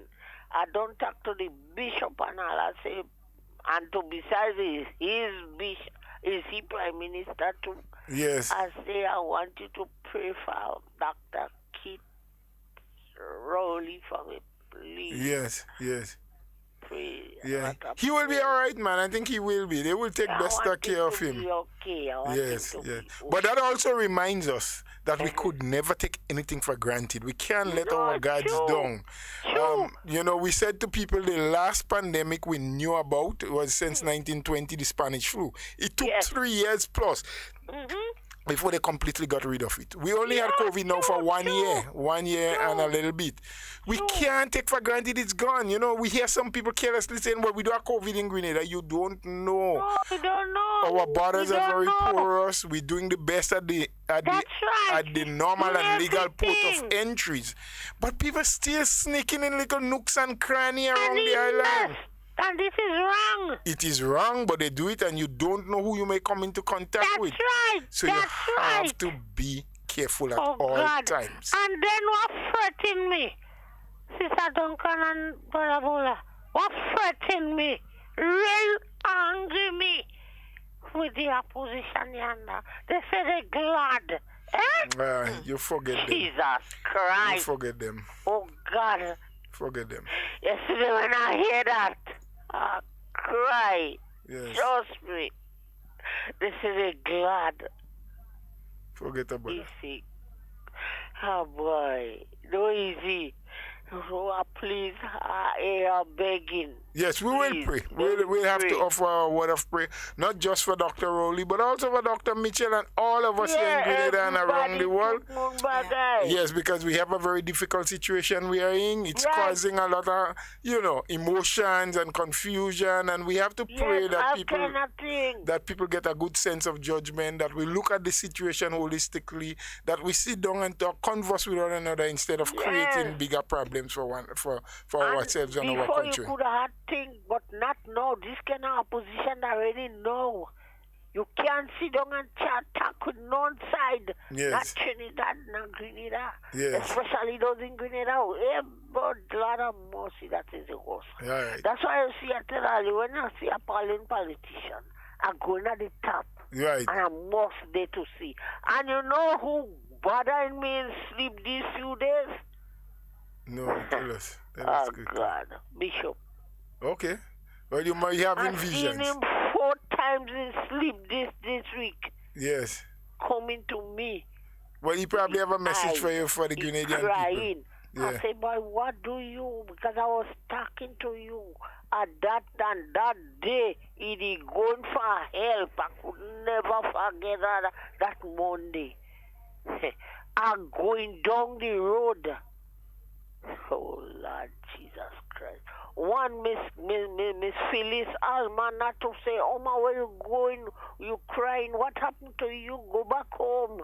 Papa, you when I reach. They say, Miss Jacob, what do you? Can't tell them what to me. When the car reach, they say, hey, look, the bus reach. Who tell them to say that? Well, it's day after to ball self. My eye ball down the place. He say, all you bring a chair, give me. And he take me and he put me by his side. Put his hand across my neck. He said, well, Miss Jacob, what do you? I sent something coming for you. So I just couldn't think what it is. Then he bring me straight up in my aunt's house. He said, Miss Elika and Miss Angie, I don't know what to do, Miss Oma. I'll go see what happened to Oma for me, please. But that time I don't know something they coming for you. Your spirit was good. It led you correctly. So, whatever your spirit leading you to know, Sister Jacobs, prayer is the answer. That's why you see all time praying for my beautiful handsome prayer is the answer. We need him. We need each other in Grenada. Nobody after. Yes. Somebody will come. Don't worry. As I tell mommy, I cover in him. I day with you, mommy. I'm standing up. Yes. Others Bokram for that, you wonderful son, and thank God for you, mommy. Yes. for a handsome son like that. Great. So, as we said, Thank you, Jesus. we have to pray because we have more people wanting to call and contribute to the program, and we thank you again. Bless you and Sister Duncan. God bless all you, and I love all you. You will love you right. too. Take good care, my dear lady. All right, we may be able to take about 2 more calls. Remember, the number to call is 440-7377 if you're calling locally. And if you are in the diaspora and you want to contribute to the conversation, the number to call is 347-329-3101. We have another caller on the line. Hello, good morning. Hello, morning. Hi, good morning. Mr. Bolo, sir. Good morning. Morning to you, sir. Very well. Long time we no talk. You Yes. recognize that voice? Well, talk. I go here. I find out, get a little. A long time we didn't chat. Yeah. All right. St. Patrick's. Yeah. Right. Well, I know. Good. River Valley. Yeah, River Valley. I know who it is. Yes. There's a question you need to answer first. Mm-hmm. I don't think you have to answer it before I finish, eh? Okay. But that's the first part of what I'm bringing up. You have to answer, and then you'll answer the other part. Does the teachers get equal holidays for 1 year with all the other public servants? And at the same time, the teachers in taking the initiative to go in the forefront, because they have so much time on their hand with all the holidays that they get during the year. That brings the question to my mind. But because they have so much time, they think that they have a right to lead the charge in such a situation or for such a cause, which to me, and I think so much people are seeing it the same way. And those who are seeing it that way, I think I've been hearing anger in their voice. The whole issue of the economic state, not only of Grenada, of the whole world, are they not aware of what is going on? I mean, these people are so happy and lucky that they have a job. In some other countries, people are laid off. In our given situation, so much people are out of a job because of the private situation, the privatization, the private entities are not able to function. And yet still you have these people fighting for a 4% that the government promised them they can't give at the time, and they would get in due time when the time is right. I think it's because of the idleness of the time they have on their hands. Because all the other public servants are in their offices having to work and to get the government projects and plans and policies still being implemented, but there they are on the street because they have too much time on their hands. Thank you, sir. Thank you very much. That's an interesting way to Well, a very interesting way. Can I say it is simply because they have time? I'm not sure. They could be motivated by other issues.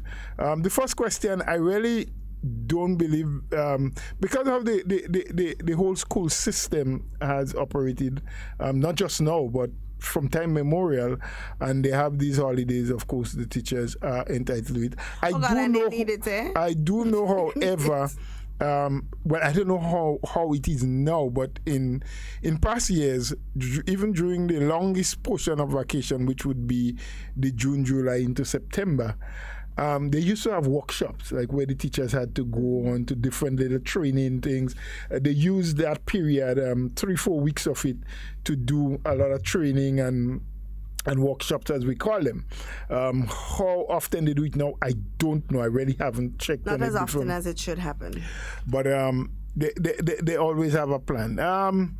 I am not one of those who would say that they're getting too much holidays. They need it. They need it. I don't believe so. A question. I think traditionally those who have taught it up, maybe we can find more innovative ways to probably engage them in some of the vacation, because when you look at the August, the third term vacation, it's kind of a lengthy one, before in some instances up to 8 weeks if you check. But I would no, I don't want us to make that into an argument, you know. No, I know, but I think it would be difficult to engage them, and I'll tell you why. It for a teacher, there's a lot of behind the scenes planning. I agree. That comes But into you also play. agreed a moment ago that they probably are not engaged sufficiently. I was saying that I knew in the past that they have that workshops during that time. Right, maybe 2 weeks or 3 weeks. I think it was a union decision or discussion of some sort. I don't know. That any engagement during the holiday or any engagement at all in such matters should be done during the working period. I want to believe, I'm subject to correction, that this was something that was brought up by and negotiated for them I don't know. by the unions. But I do believe, you see, most public servants, most workplaces, in any 1 year, you may have 3 to 4 weeks vacation in any 1 year.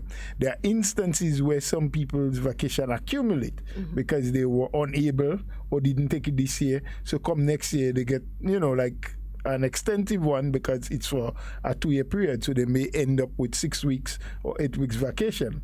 When you calculate 3 times a year that the teaching profession is home with the students, it may be 3 times that of what any other public servant It's 13 weeks. Right.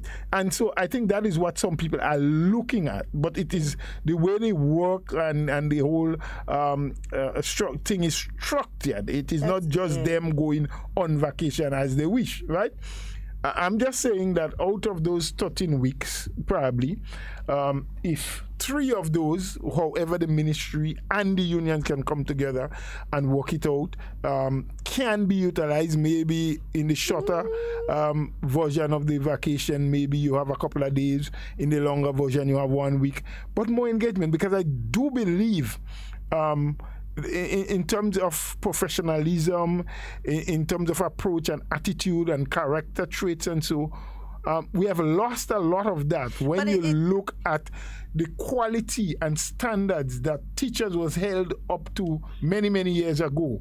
We seem to have dropped tremendously, right? I don't think any amount of workshop could fix that, Mr. Boland. I'll tell you why.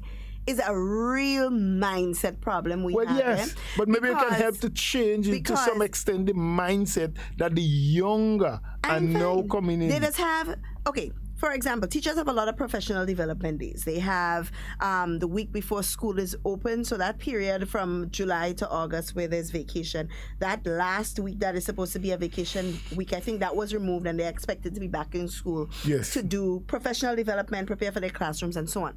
But in a lot of the workshops, because I've been in workshops as a teacher, half of the things that we go to workshops for, and mind you, every workshop that the government have, they have to provide us with lunch and all of these kind of things, right? They can't have a workshop and don't provide us with lunch once it's past lunchtime, right?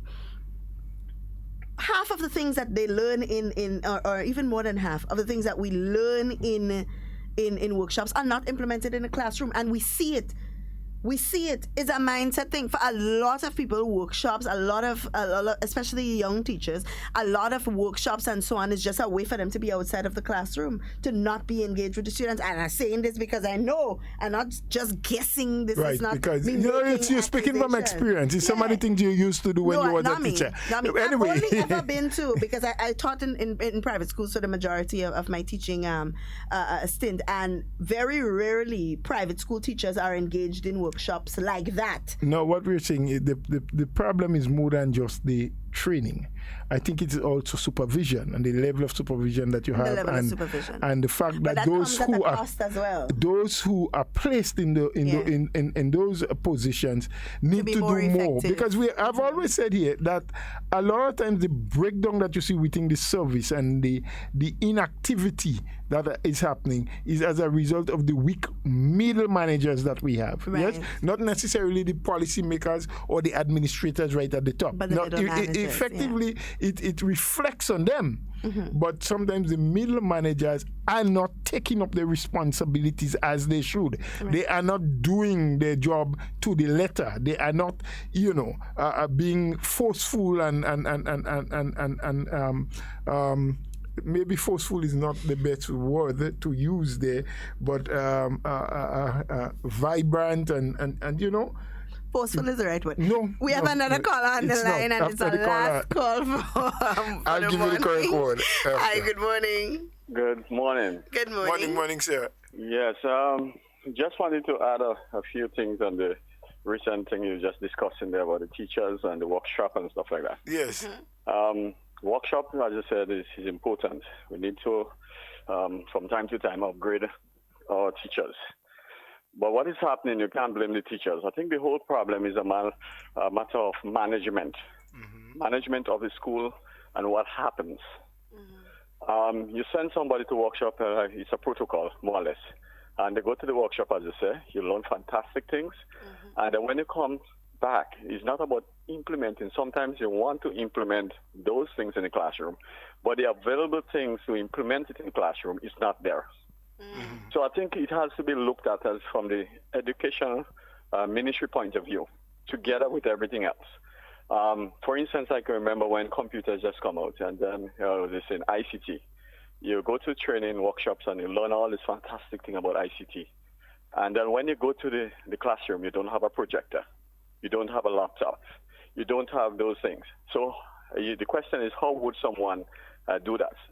Some people actually, and we must give praises and kudos to some people, that they actually buy their own equipment and do it. Right. But is it their duty to do that? You understand? So I think the whole concept of looking and assessment is not done properly in Grenada. Right. All right. You have, and this is what we're talking about. You may have people, and we know really that we have people that work -6, and we have people that work +6. But when they come about the opportunity for an increase in payment, everybody gets a 4% across the board. Yes. You understand? Yes. So what is causing that? The law is there. But then it comes back down to the implementation and the management, yes.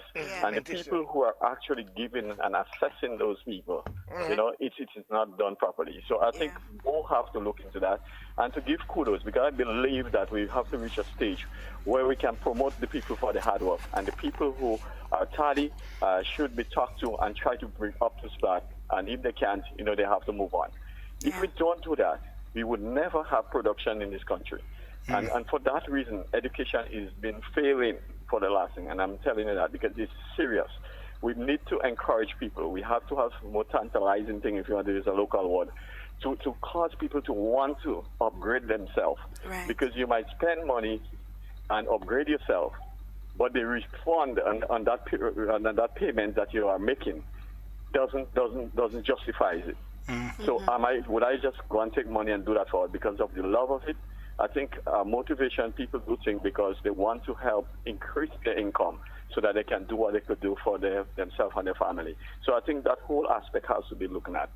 And that's my take today. Well, thank you for your contribution. We do accept that. And Ms. Duncan, the word I was looking for is vigilant.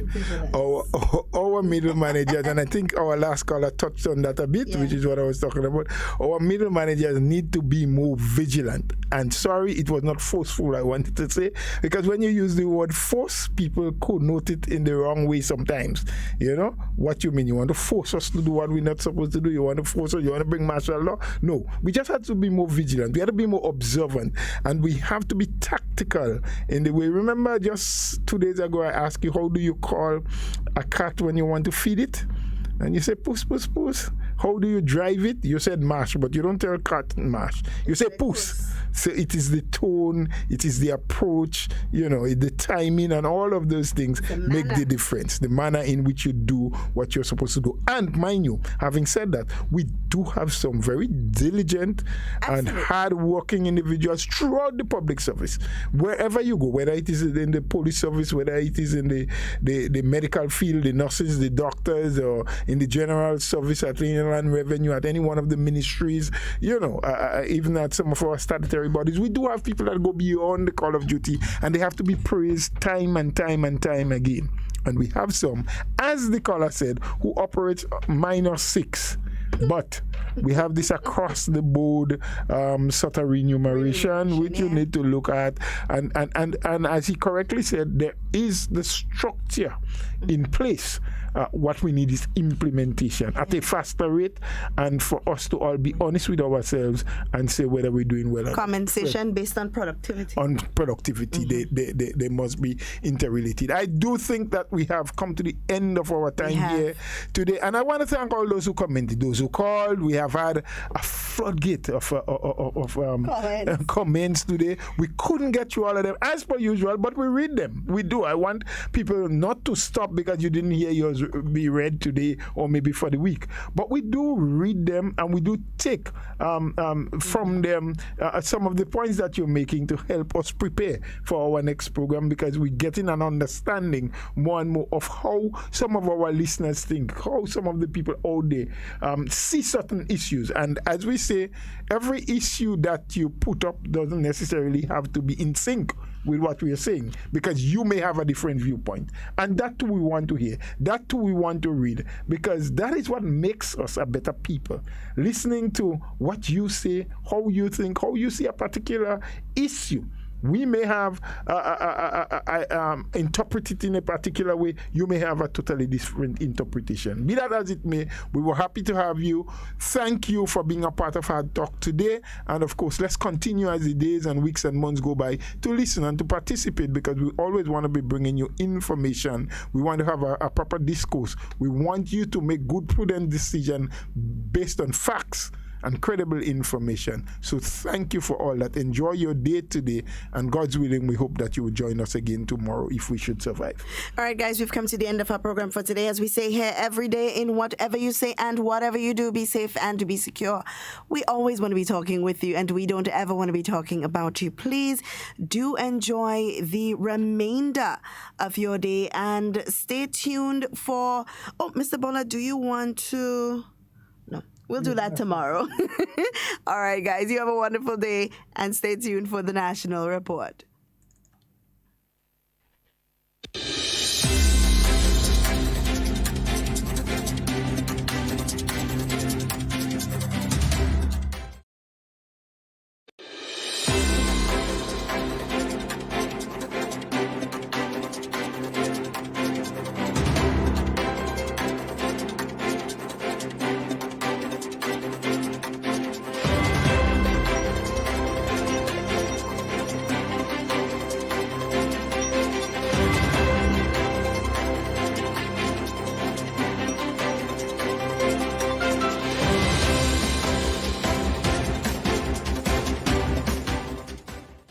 Government makes decision on the scope of works to be carried out on the Molyneux land slippage. We'll have the details to this story and more in the National Report.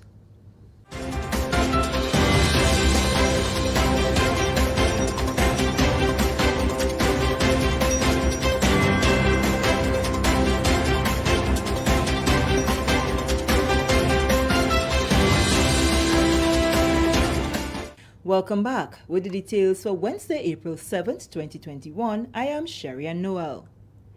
The government of Grenada has approved a plan by engineers that will result in a slight lateral movement of the Molyneux Road and stabilization of the upper slope. Minister for Infrastructure Development, Transport and Implementation, Senator Nolan Cox, updated the nation on plans to address the significant land slippage in the village during the government's weekly post-cabinet briefing on Wednesday. The land began significant movement in December of 2019, creating a serious hazard that led to the rerouting of traffic through the Monkmorris community. Government later hired Caribbean Civil Engineering Group out of the Bahamas to provide feasibility studies, from which a number of options were presented to Cabinet of Grenada. The option that was approved and deemed most suitable by the engineers and also the formal approval by Cabinet had to do with maintaining the road where it is, moving it slightly, a slight lateral movement by a few meters, and having stabilize the upper slope and stabilize the slope all the way down to the sea in a terrace-like manner with a number of drains as well to allow for proper water movement in that area. We are happy that this option is ready.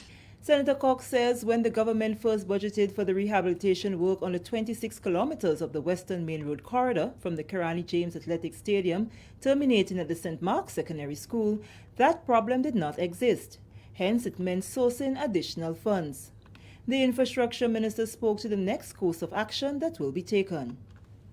Our engineering team will engage the bank during the course of this week to present that option for the other steps to take place which will include preliminary designs, which will take, once approved, preliminary designs will take about 2 months, and then you have final designs, which will take another 2 months. And those designs are not just only for Molinier, but also for the entire works to be done on the Western Main Road, which we'll also see other slopes being stabilized as well.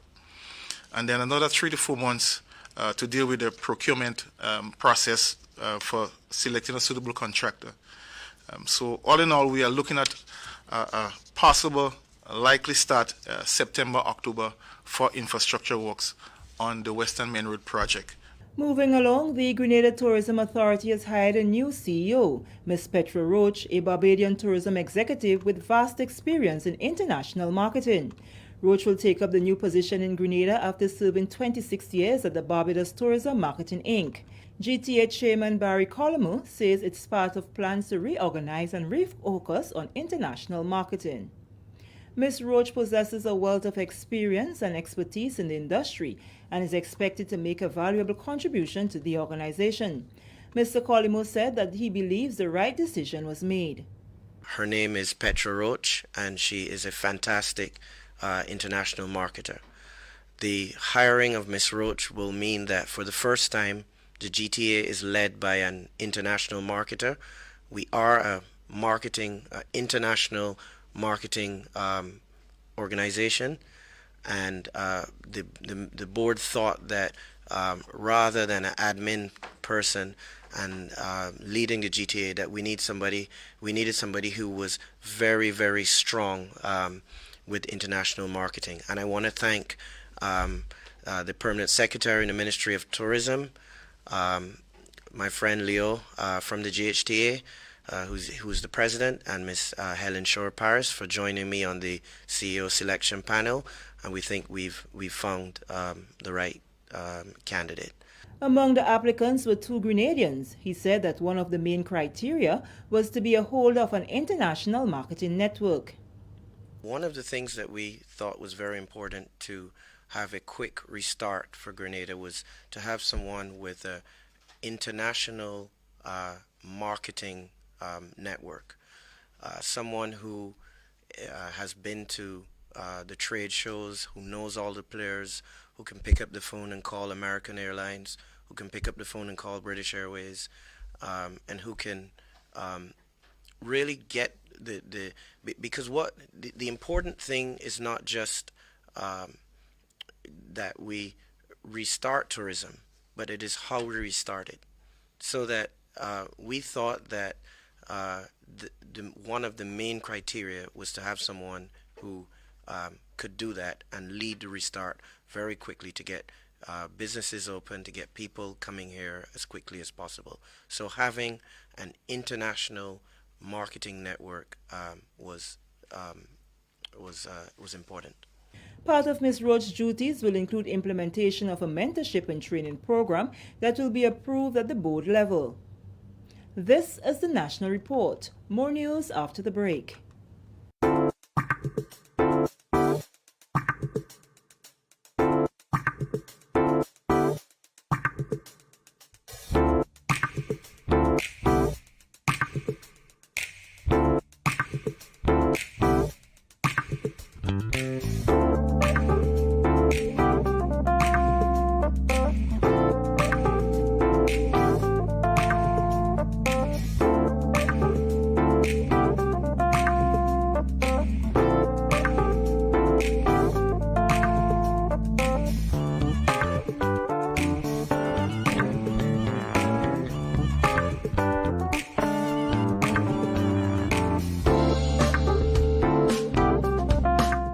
Welcome back.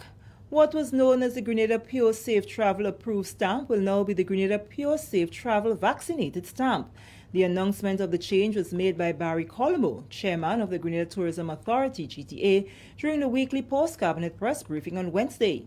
The Grenada Tourism Authority has made the decision in an effort to show that hotels and other attractions are safe to accommodate individuals. Colomo says this will ease the minds of travelers who wish to come to Grenada. The GTA is issuing a new Grenada Safe stamp to all properties who have their staff, their frontline staff vaccinated. For hotels, restaurants, and other attractions that have their frontline staff vaccinated, the former Pure Safe Travel stamp will be replaced by this stamp now, the Grenada Safe Vaccinated stamp, and that will give confidence. It will limit the liability of operators who are welcoming guests, and it will serve as a sense of comfort to persons who are in the. So I'm very happy with the work done. Vaccination, he says, is a solution to the problem. Mr. Colomo further explained that soon vaccination may be a requirement to travel rather than an option. This new Grenada Safe stamp will replace that for properties who have their staff vaccinated. So I want to encourage persons who have not been vaccinated to start thinking about and try to get vaccinated, because what is going to be happening very soon is that persons like Leo, who may or may not, I don't know what his vaccination rate at his hotel is, but the tour operators are going to say to him, the staff who are interacting with the guests, are they vaccinated? And if they're not, what could happen and what will happen is they will say, well, I'm sorry, but we are not sending any guests to you. We will send them to another property that has vaccinated, has the staff vaccinated, or they may send them to another destination. So we have an opportunity, having made all of the sacrifices that we have made to stay inside, to forego birthdays and family events and all of those things, that we've made the sacrifice. Now the next step is vaccination. And finally, in the news, head of the Roman Catholic Church in Grenada, Bishop Clyde Harvey, we need to recognize that the nation will be more protected the more people are vaccinated. It's a history which says that vaccines always have side effects. It's a history that says also, though, that when you do go through with vaccination across a society, as with smallpox and polio and so on, it is quite likely that you're going to have a society that is relatively safe from the virus. I think when we don't look simply at me and my, because I find a lot of people here and all over the world are thinking about me. I don't want to take the vaccine. I'm afraid this. They haven't convinced me. They haven't convinced me of a lot of things. But it's not just about the individual. It's about the society in which we live. And the scientific evidence indicates that although there are problems, if as many people as possible are vaccinated, then we stand a better chance of holding out against whatever may come. Bishop Harvey says young people must pay close